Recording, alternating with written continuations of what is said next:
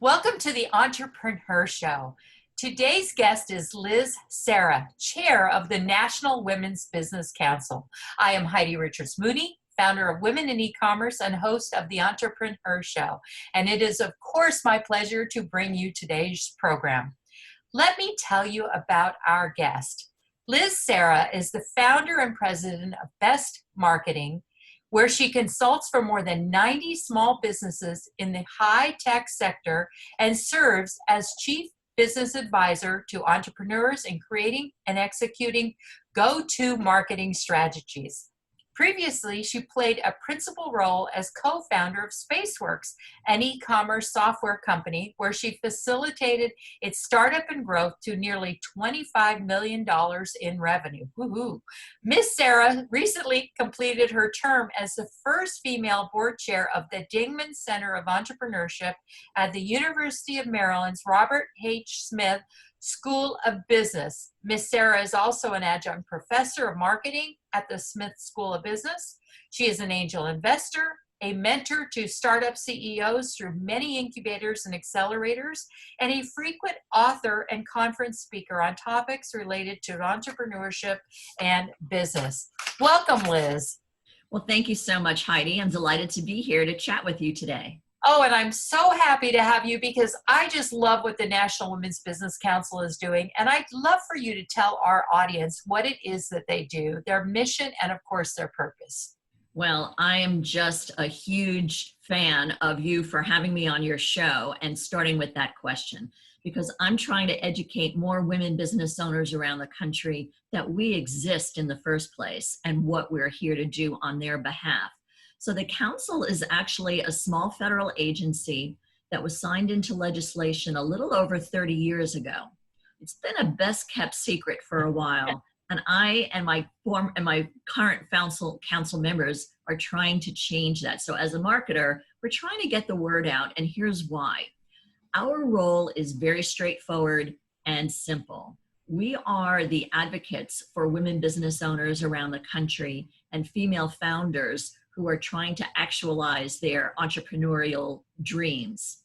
We make recommendations every year to Congress, to the White House, to the Small Business Administration, and other federal agencies on things that they can do that will help women build the companies that they have in place or start new companies.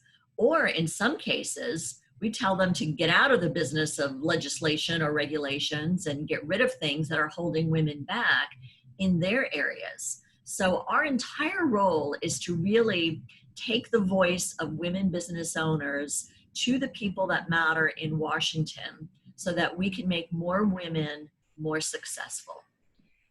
So how did you get involved in, and what is your work as the chair of the National Women's Business Council?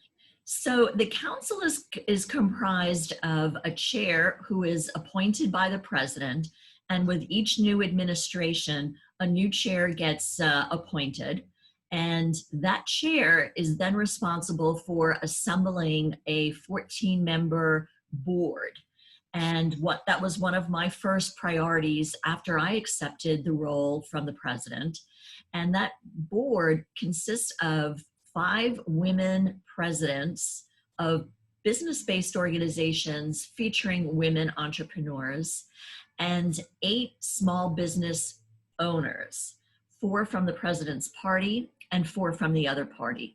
So it is truly a nonpartisan council and works independently. So the voice that we carry has a lot of strength to it.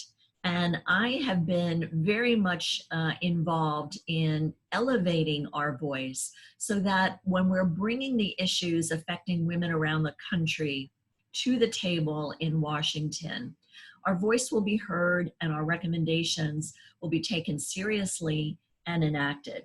So I've been an entrepreneur all of my career. So my direct experiences in starting companies in technology, as well as operating and building small businesses such as my own marketing firm today, really have played into the agenda that I set for our council once I was appointed. So one of the key issues that all women founders face is access to capital. And I know when I had my software company in the very early stages, getting that needed outside money was really critical.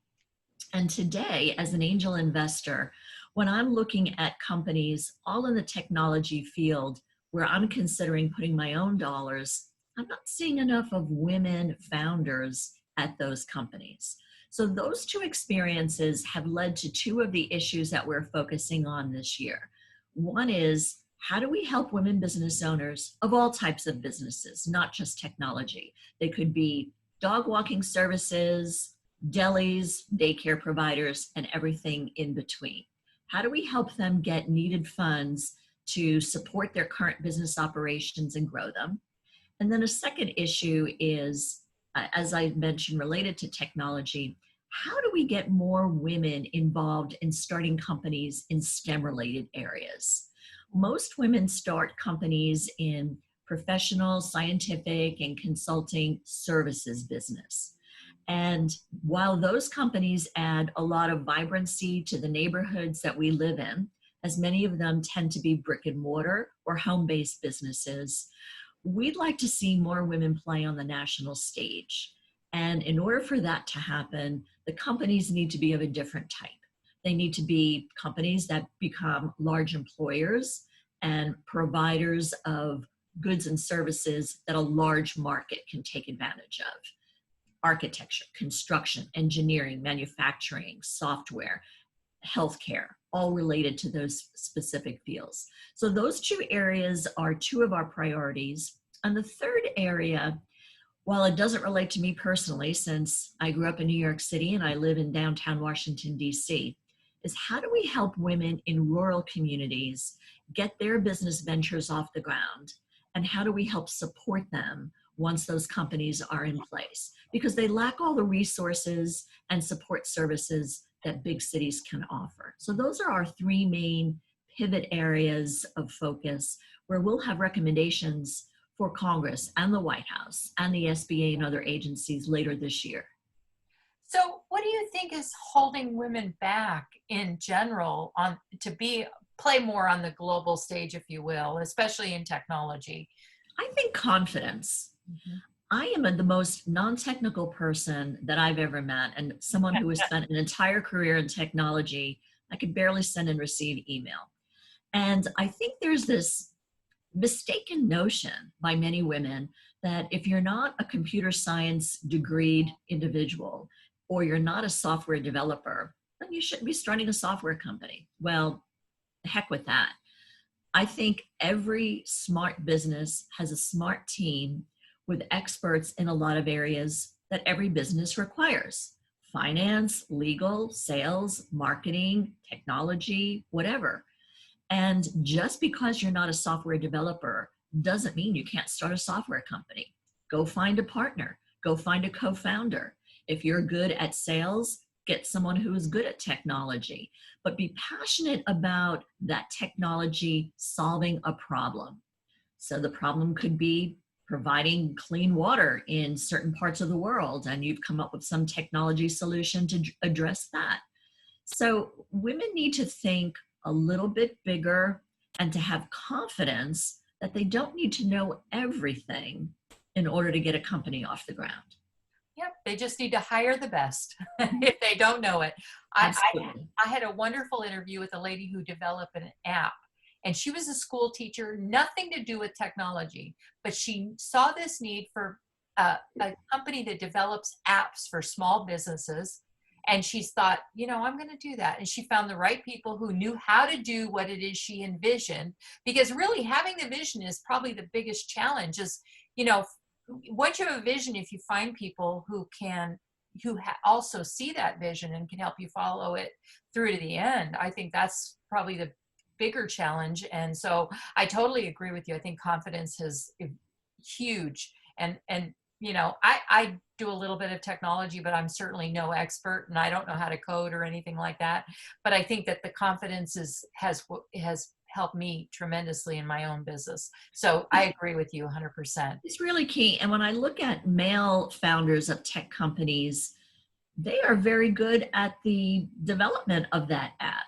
They aren't necessarily good at running the business. Right. And so that is not holding men back from starting more and more tech companies or developing more and more apps. They then go out and find the people that are good at the sales and the marketing or the finance. And so women need to take note of that and apply that to their own world and, you know, to their own career as a potential entrepreneur. It's know what you're good at and then get others to fill in the gaps. I totally agree. So let's talk about how the NWBC is helping women-led businesses during the pandemic. A really unfortunate crisis that all of us in the US and around the world are coping with. So one of the big challenges for everyone, and women in particular, in terms of their businesses, has been getting funding to keep the companies that they have in place going, when in many cases, the doors are locked and customers aren't coming in. Because about 45% of all women-owned businesses are in the services area, whether they're home-based businesses or whether they're brick-and-mortar businesses, getting access to the emergency government loans provided through the PPP was really important. What all of us read about and heard on TV during that first round of PPP funding was how so many very large loans went to very large restaurant chains. So as the NWBC Council, we started conversations and open dialogue with the SBA to make sure that the second round of PPP funding was going to be allocated in such a way that very small women-owned businesses would have a fair shake of getting those funds and not more of these big chains. So we were very delighted in the outcome of those conversations. And I spoke directly with the SBA administrator on this issue, that about $60 billion were then set aside to very small lenders and banking institutions. And that made a real difference because many of the second round loans did go to smaller companies, and we're hoping many of those smaller companies were owned by women. We don't have the data based on gender at this point, but we've been asking for it and hope we may be able to see that just to be able to compare how women businesses did compared to their male counterparts. So funding was very, very critical. And so important. I know so many of my own colleagues have applied, and many of them have received funding. So, and a lot of them are women. So I know in the South Florida market, a lot of women have gotten money, and I know some who have not. I was fortunate in that I didn't need it, so I didn't even bother to apply. But I know that there were a lot of companies who, you know, just business totally stopped. So thank goodness for, you know, these type of resources. It was so necessary. And I have a little data point for you for your Florida viewers. The state of Florida got 432,000 PPP loans processed, which is great. And those loans totaled about $32 billion. So hopefully there was lots of women-owned businesses within those numbers. Excellent. Well, thank you for sharing that. Let's talk, well, before we talk, I'd like to talk a little bit about your company, but one of the things I think our listeners and viewers would like to know is how we could get involved in the NWBC. Is there a way to get involved? Is there a way to advocate? What can we, as a general populace of women in business, do to support the organization and what it does? Thank you for even asking that question. So there are a number of things that you can do. We've had to, unfortunately, move all of our in-person roundtable events that we were hosting last year around the country, as well as in Puerto Rico, to get a firsthand view of what's holding women back and where do they need some support. We've moved all of those to a virtual basis right now. So anyone who is interested, I invite you to sign up to receive the invitations to all of our virtual events and our webcasts, because that is the way that you can talk to us about what is holding your company back. So the kinds of business that you have, the location of your business is all important to us. Go to the NWB website. So it's nwbc.gov. And there are many ways that you could sign up to be on our email list, as well as to attend these roundtables or participate in our webinars. We do at least one webinar a month and pretty nearly one roundtable a month. And those roundtables are organized according to these three topics. So access to capital, how do we encourage women to get into STEM-related business ventures, and how do we support women in rural communities? So join us and then follow us on social media, because that's where we're posting updates on what we're doing and the kinds of things that we're thinking about recommending. On September 29th, we will be hosting our public meeting where we share all of the recommendations in these three areas that we intend to present in December to Congress and the White House and SBA. And that's where we want to get your input. So please, we welcome everyone to join us at that public meeting. Of course, it'll be virtual, and you will have an opportunity both to speak as well as to ask questions. So sign up now so that you're included. I'll make sure we share this on all our social, and I will follow you so that I can see what you're posting and reshare it as well. So thank you. I think what you guys are doing as an organization and for this country and for women in particular is wonderful. Thank you. Thank you. Let's talk a little bit about your company, Best Marketing. I want to know how you built it to become a premier firm helping the tech sector. So it happened accidentally is the short answer, Heidi, to how I'm doing this firm. When we sold my software company in 2001, and believe me, it was not a great sale because we were on the path to do an IPO in the year 2000. And for those of you old enough to remember and worked in the business world back then, that is when the dot-com bubble burst. So not a good time to take a company public. So ultimately, we still needed capital, and selling the company was the best option, and that happened in 2001. So while I was waiting to think of my next entrepreneurial software idea, a couple of people in the tech sector in the DC area heard about what I had done with this company, knew that I had sold it, and approached me and said, look, we can't hire you, Liz, to come here because I'm still working here, but we could use some help. You know, the revenue isn't coming in. We don't know what we're doing wrong. Help us figure this out. So what was supposed to be a few months has now turned into almost 20 years and close to 100 companies. So obviously, I love what I'm doing. Otherwise, I would have done something completely different 18 or 19 years ago. And I think it's the experience that I bring to my clients as an entrepreneur, as someone who has started a company from a blank sheet of paper and has had to grow it and witness all the trials and tribulations and challenges that every startup founder faces, and managed to navigate my way through those and get the company to a good stage.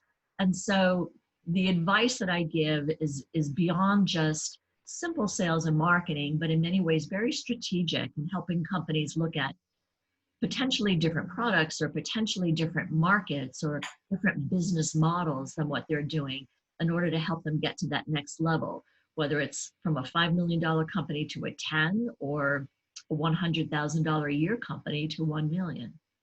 Wow. So what do you like most about what you do? I think it's really working with the variety of technologies that are changing the way businesses operate or changing the way we as consumers that interact with those businesses operate. So I'm more interested in what the technology does in helping us live our lives or do our jobs rather than how that technology is made. And the various roles that I've played before starting my own software company, SpaceWorks, prior to that, really had the same similarities. You know, what attracted me to the companies that I worked in that were very entrepreneurial, to use a word that didn't exist back then, opportunities and very disruptive technologies that had not existed before. So for example, I was part of a team at LexisNexis that created a completely additional product addressing international business. And for those of you that have been familiar with LexisNexis, that's the big legal and news online service that's been around for 40, 50 years or possibly more. And then I worked with a brand new team at United Press International, the global news agency that really doesn't exist today. And we were the first to deliver real-time news to corporate America. And that was my role, figure out how do we take news that radio, TV, and newspapers use in their own reporting and package it and deliver it to a business executive's desk. And no one had done that before. So I really enjoyed being on that leading edge of how technology changes business and changes the way we use it in both our daily as well as business lives. And that has been what's been fascinating for me. Wow, and it seems like you've really had quite a diverse career, however, still staying within a certain space, if you will. You know, I'm sure it's probably the type of market that you're going after may not necessarily be what a lot of us do. I'm a small business owner, so my clients are in the 500,000 to 1 million range, but I'm sure that, you know, working with the larger firms is, you know, has obviously challenges of its own, but comes with that is probably a larger marketing budget. Yeah. You know, and a lot of things that we, you know, you can work with in a different way than maybe a small business owner does. So taking what you do on a large scale, how could what is one thing a small business person could do that could help their business, say, today, to get the word out there? And I'm not just saying generically social media, but maybe just one specific thing that you could advise people on. Well, what I see happening a lot, and it's unfortunately occurring, but it's really a result of the situation and the pandemic enforced closures that are going on, is people taking a step back and saying, how can I deliver my product or service in a different way? So if it's a small business that has had a face-to-face service, but people are still a little concerned about close contact and social distancing issues, I would say, look at, is there another way to package what you do and deliver it in a different way? Now, this is not going to work for everyone. So if you're a hairstylist, you need to work on people's hair and you need the person there. So you can't move your business to a digital business. But if you're a personal trainer, and rather than meeting with your clients face to face, package it up in a video series, and then look at how can you take that video series and not just make it available to your clients. Maybe you'll do some things at a lower cost than what you were charging them for your 1 hour of time, you know, with them. But look at whether there is a digital way to deliver what you've been doing in an analog world or an analog mode.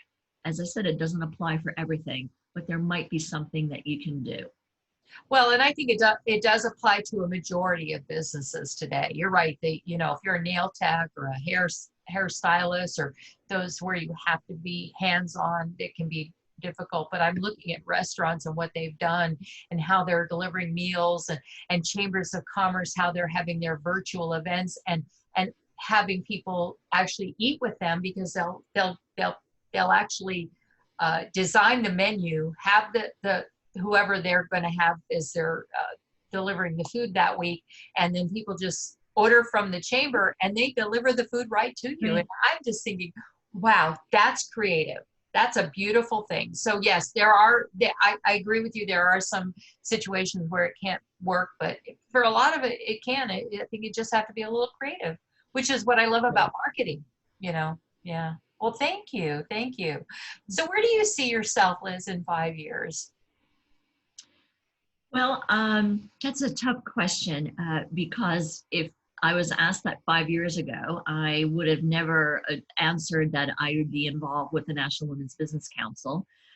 So I'm hoping that I will continue to be on my journey in both technology and supporting entrepreneurs, in particular supporting female entrepreneurs, So there might be other side gigs, let's say, that come up once I finish my term as chair. Got 1 year left on my appointment. And I sincerely hope that there will be other avenues where I can help encourage and motivate more women to start that entrepreneurial venture today. If one door closes of employment opportunity as a result of the pandemic, and you've had any entrepreneurial leanings, now is the time to walk through that window. Wow, that's so true. Any last thoughts? Well, I would love to hear from your viewers. I would love to connect with them. I invite any of them to connect with me on LinkedIn or follow me on Twitter, because I'm always posting information that I come across that will support female founders, whether it's pitch competitions or access to new grants for funding or opportunities for them to network and establish partnerships. So join me and connect with me. So it would be, they would just look for Liz Sara, S-A-R-A? Yes, Liz Sara on LinkedIn, and on Twitter, my handle is @LizSaraPR. And of course, we'd love to have you join us on @NWBC. That's our Twitter on handle, and National Women's Business Council on LinkedIn. So connect with us, and when we're posting things that may or may not be of interest to you, please share them with your colleagues and with your network, because there might be someone that can take advantage of it. Yes, and for our viewers and listeners, be sure you go to nwbc.gov and sign up for their virtual events, especially that all-important September public meeting. Liz, it has been a delight to have you. Thank you so much for being with us today. You've been listening to Liz Sara from the National Women's Business Council. I'm Heidi Richards Mooney from the EnterprenHer Show. I want to thank you all for being with us, and be sure to stay tuned for our next show featuring Rosanna Santos, President and CEO of Big Chef, a gourmet catering and food manufacturing company that has managed to stay viable in today's global challenges that we're facing. Thank you, Liz, again for being with us. My pleasure.